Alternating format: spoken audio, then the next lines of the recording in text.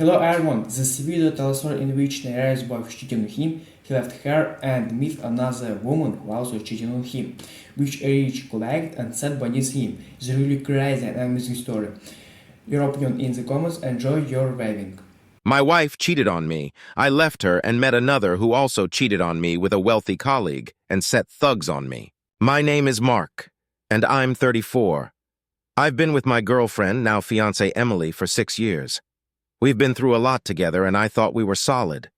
We're supposed to get married in 2 weeks, but now everything feels like it's falling apart. Last night, my friend Alex called me sounding really upset. Alex is the kind of friend who would take a bullet for you, so I knew something serious was up. He told me we needed to meet urgently.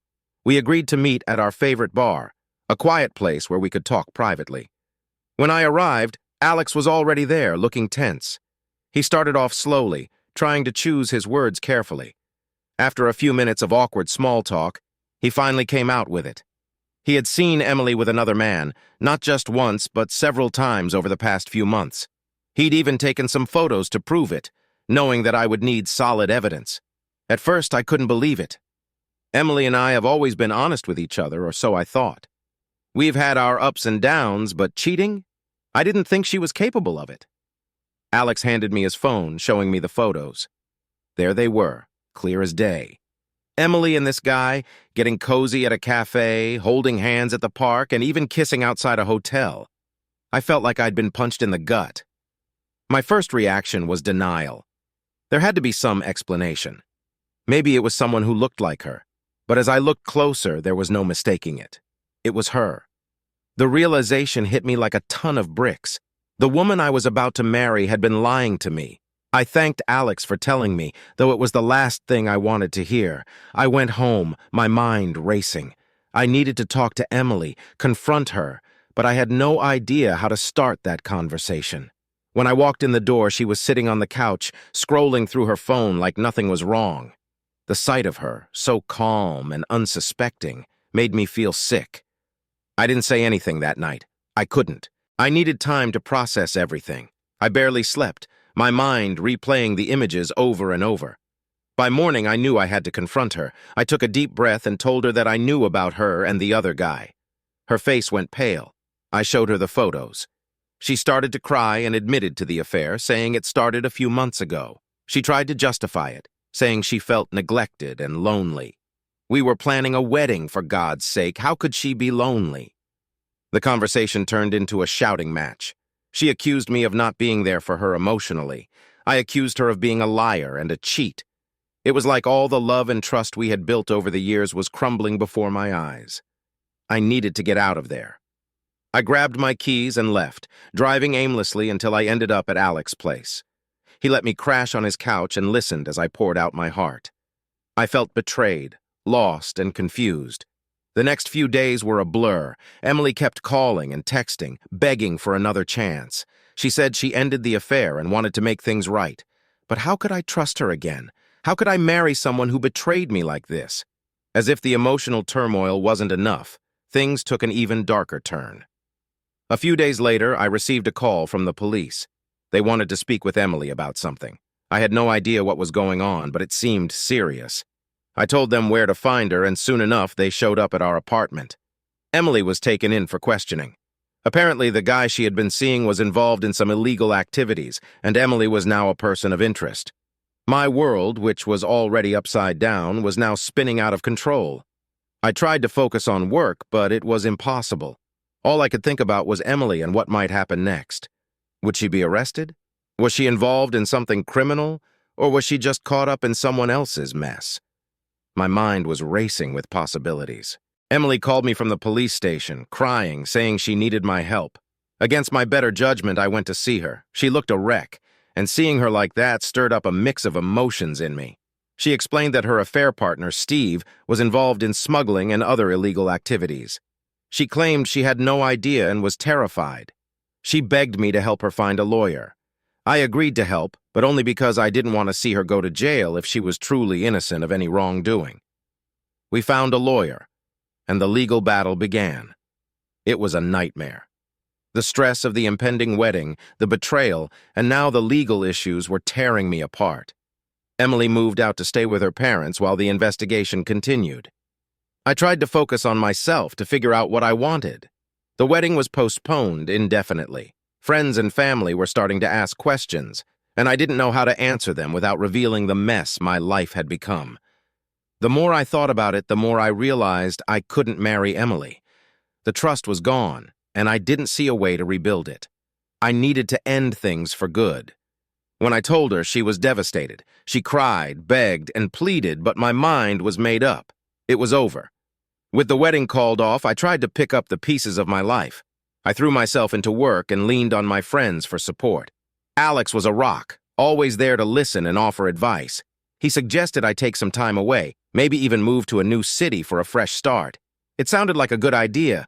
I needed a change, something to help me move on from the pain and betrayal. I started looking for jobs in other cities and found a promising opportunity in San Francisco. It was a big move, but I felt ready for it. Just when I thought things were settling down, another unexpected event occurred. One evening, as I was packing up my apartment, there was a knock on the door. It was Steve. He looked frantic and disheveled. My heart raced as I let him in, wondering what he wanted. He explained that he was in deep trouble and needed a place to hide. He swore he was trying to get out of the criminal life but was being hunted by dangerous people. Part of me wanted to throw him out, but another part, the part that remembered how lost and scared Emily had been, hesitated. Against my better judgment, I let him stay for the night. We talked, and he revealed more about his life and how he got involved in smuggling. It was a sad story, and despite everything, I felt a bit of sympathy for him. He promised he would leave the next day and never bother me again. The next morning, I woke up to the sound of banging on my door. It was the police. They had tracked Steve to my apartment. I was furious and scared as they took him away. They questioned me, and I told them everything. I had nothing to hide. The incident with Steve was the last straw. I couldn't stay in that apartment, in that city, any longer. I finalized my plans to move to San Francisco and left as soon as possible. Starting over in a new city was challenging but refreshing. I made new friends, found a great job, and started to rebuild my life. The pain of Emily's betrayal slowly faded, replaced by a sense of hope and new beginnings. But just when I thought I was finally free from the past, Emily reached out again. She had moved to San Francisco as well, hoping for a fresh start. She wanted to meet, to talk, to see if there was any chance of rekindling our relationship. I was torn. Part of me still loved her, but another part remembered the pain and betrayal. I agreed to meet her, if only to get some closure. We met at a cafe, and it was awkward at first. She apologized again, saying she had changed and wanted to make things right. She admitted to her mistakes and said she understood if I couldn't forgive her. As we talked, I realized that while I still had feelings for her, too much had happened for us to go back to how things were. I needed to move forward, not backward. In the end, we parted ways amicably. She wished me well, and I did the same for her. It was bittersweet, but it was the closure I needed. Life moved on. I focused on my career, made new friends, and even started dating again. The scars from the past were still there, but they were healing. One day, I was out with some colleagues from work when we met another group of people at the bar. Among them was a woman named Rachel. She was outgoing, funny, and had a captivating presence. We hit it off immediately, talking and laughing like we had known each other for years. She worked in marketing, had just moved to San Francisco from New York, and was also trying to start fresh. Rachel and I began to see each other more often. We went out for dinners, explored the city, and spent hours just talking about everything and anything. I felt a connection with her that I hadn't felt in a long time. She made me feel alive again. Just as things were starting to look up, I received a call from a detective working on Steve's case. They needed me to come in for questioning again. Apparently, Steve had been involved in something much bigger than just smuggling. There were ties to organized crime, and they needed every bit of information they could get. The stress of being involved in a criminal investigation started to take its toll. I didn't want Rachel to know about it, fearing it might scare her away. I started to become distant, which she noticed. One evening, she confronted me about it, and I had to come clean. I told her everything about Emily, Steve, and the police.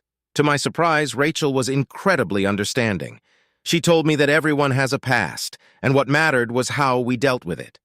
Her support gave me strength, and I knew I had to face whatever came next head-on. The police investigation dragged on, and my involvement became more intense. I had to testify in court, providing evidence against Steve and his associates. It was nerve-wracking, but I knew it was the right thing to do.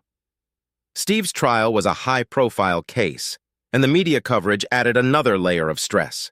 Throughout this ordeal, Rachel was my rock. She stood by me, offering unwavering support. Her presence was a constant reminder that there was still good in the world and that I could find happiness again. As the trial progressed, more details about Steve's criminal activities came to light. It was revealed that he had been running a large-scale smuggling operation, bringing in illegal goods from overseas. Emily's involvement was minimal, and she was eventually cleared of any wrongdoing. She reached out to thank me for helping her, and while I appreciated her gratitude, I knew we were better off apart. Steve was found guilty on multiple counts and sentenced to a lengthy prison term. With the trial over, I hoped to put this chapter of my life behind me and focus on building a future with Rachel. Just when things seemed to be settling down, I received a letter from Emily. She was moving back to our hometown and wanted to meet one last time before she left. I was hesitant, but decided it might be good to get some final closure. We met at a park where we used to spend time together. Emily looked different, more mature, but also more worn down by the events of the past year.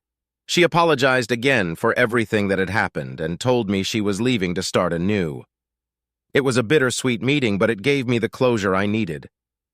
Returning to San Francisco, I felt a sense of relief. The dark cloud that had been hanging over me for so long was finally lifting. Rachel and I continued to grow closer, and our relationship deepened. We took a trip to the mountains, and it was there, amidst the serene beauty of nature, that I realized how far I had come. Life in San Francisco became more vibrant. Rachel and I started planning our future together. We talked about moving in, traveling the world, and even starting a family someday. The pain and betrayal I had experienced with Emily felt like a distant memory. However, life has a way of presenting new challenges. One evening, Rachel received a call from her brother Jake, who lived in New York. He was in trouble and needed her help. Rachel was torn. She loved her brother and wanted to help him, but she also didn't want to leave the life we were building together in San Francisco. Rachel decided to go to New York for a few weeks to help her brother. We promised to stay in touch and make things work long distance for a while. Her absence was difficult, but it gave me time to reflect on everything that had happened. While Rachel was in New York, I received a visit from a man named Victor. He introduced himself as a private investigator hired by someone connected to Steve's criminal network. He warned me that there were still people out there who held grudges against those who testified against Steve. The encounter with Victor left me shaken. I realized that the consequences of my involvement in the trial might not be over. I had to be cautious and vigilant. I informed Rachel about Victor's visit, and she urged me to be careful. Days turned into weeks, and Rachel's stay in New York extended longer than planned. Her brother's situation was more complicated than she had initially thought. We stayed in touch through calls and video chats, but the distance was taking its toll. One night, I received a frantic call from Rachel. Her brother had been involved in some shady business dealings and owed money to dangerous people. Rachel was scared and didn't know what to do.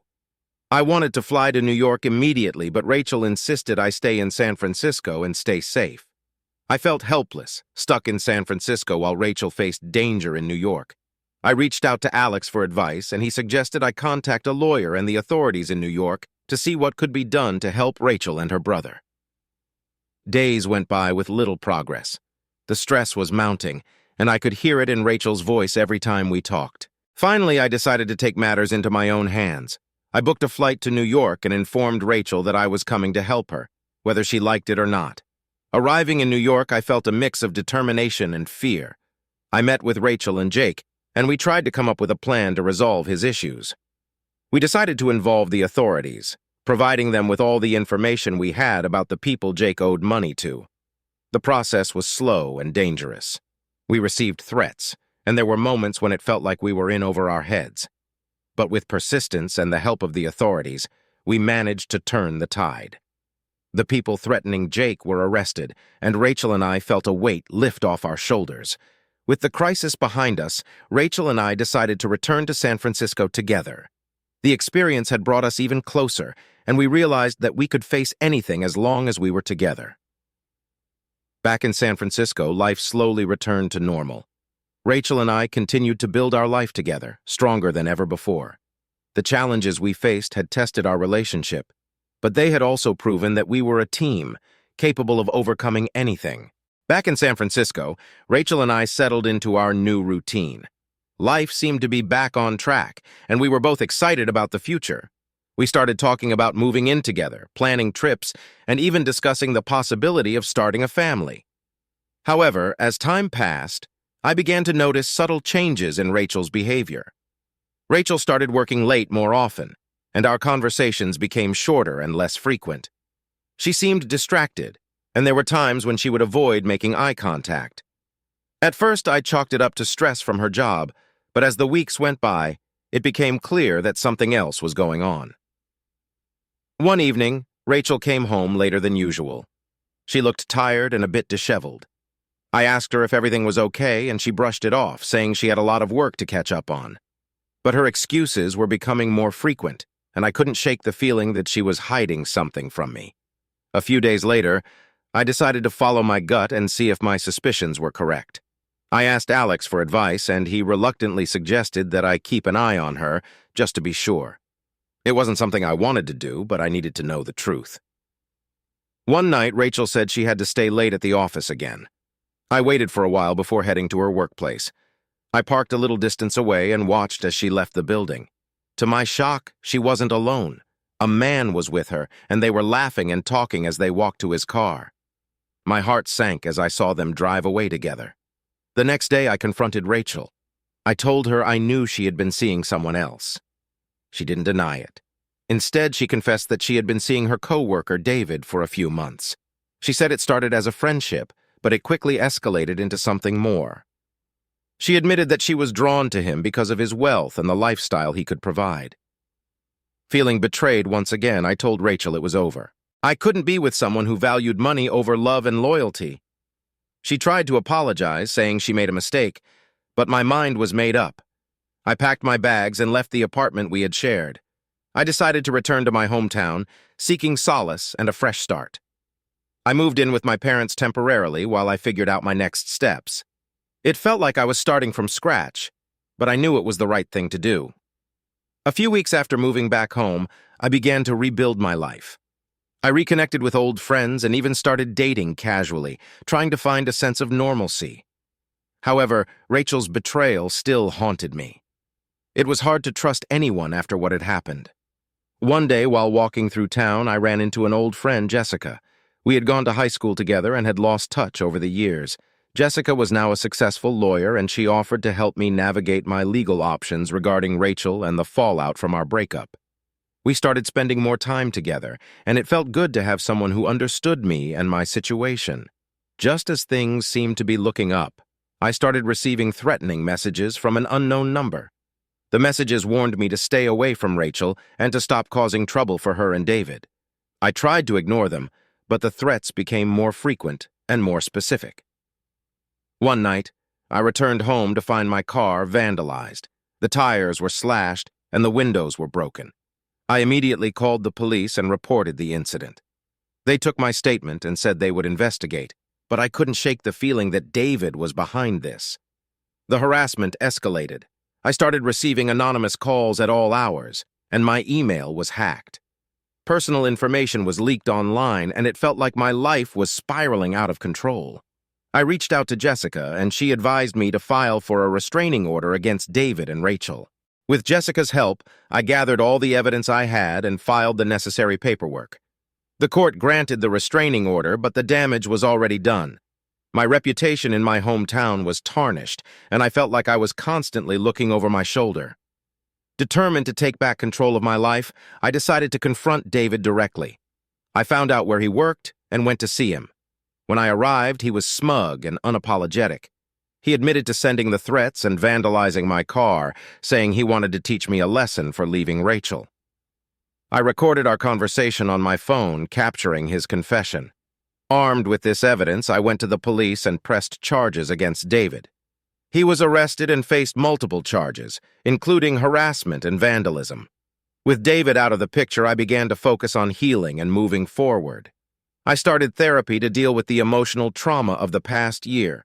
My therapist helped me understand that I needed to forgive myself and let go of the anger I felt towards Rachel and David. It was a long process, but I slowly began to feel more like myself again. Jessica and I continued to grow closer, and our friendship eventually blossomed into something more. She was patient and understanding, never pushing me to move faster than I was comfortable with. For the first time in a long time, I felt hopeful about the future. As the months went by, Jessica and I decided to take a trip together to a small cabin in the mountains. It was a chance to escape from everything and enjoy some peace and quiet. During our trip, we talked about our dreams and aspirations, and I realized how much I had grown since my time with Emily and Rachel.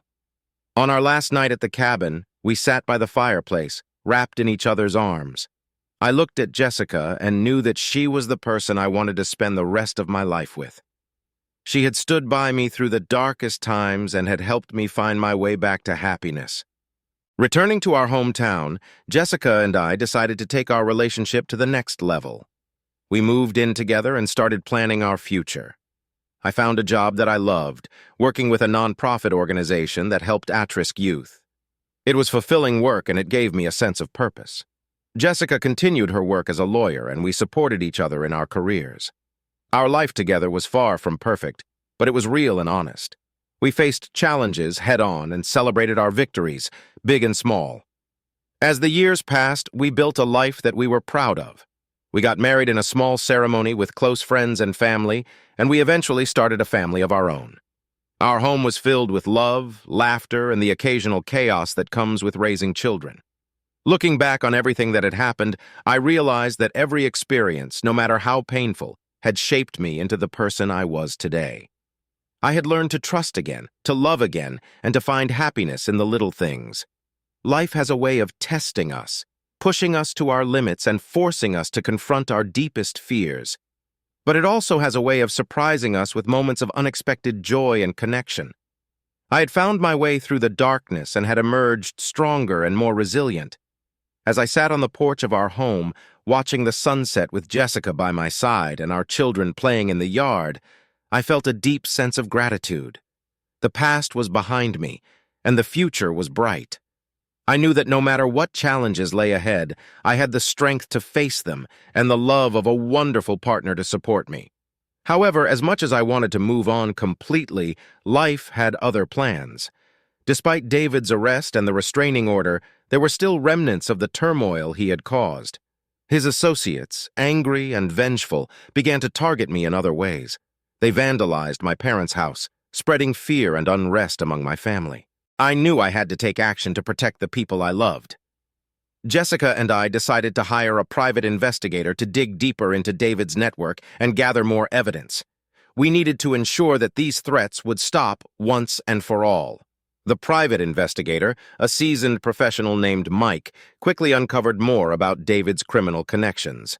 It turned out that David had been involved in money laundering and other illegal activities, and his associates were determined to silence anyone who threatened their operations. With this new information, we went back to the police, who agreed to increase surveillance on my family and launch a more extensive investigation into David's associates. It was a tense and stressful period, but I was determined to see it through.